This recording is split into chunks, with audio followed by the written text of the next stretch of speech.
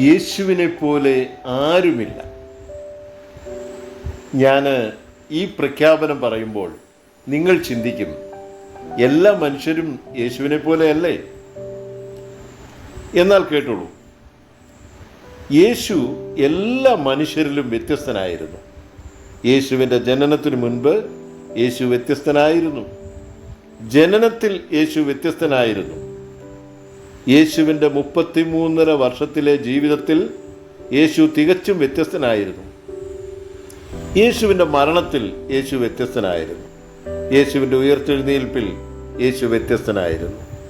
സ്വർഗാരോഹണത്തിൽ യേശു വ്യത്യസ്തനായിരുന്നു. യേശുവിനെ വിമർശിക്കുന്നവർ ഇത് കേൾക്കണം. യേശുവിനെ നിഷേധിക്കുന്നവർ ഇത് കേൾക്കണം.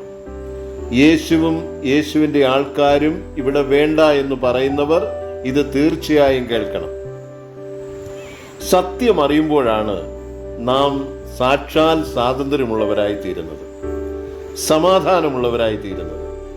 യേശുവിൻ്റെ ജനനത്തിനു മുമ്പ് യേശു വ്യത്യസ്തനായിരുന്നത് എങ്ങനെയെന്ന് നിങ്ങൾ ചോദിക്കും.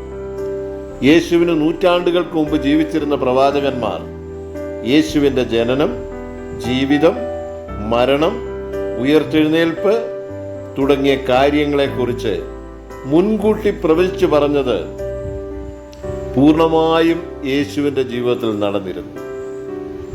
യേശു തൻ്റെ ജനത്തെ അവരുടെ പാപങ്ങളിൽ നിന്ന് രക്ഷിപ്പാനിരിക്കെ കൊണ്ട് യേശു എന്ന് പേരിടണം എന്ന് ദൂതൻ പേർ വിളിച്ച യേശു ഇന്ന് ലോകത്തിൽ എല്ലാവർക്കും രക്ഷകൻ തന്നെയാണ്.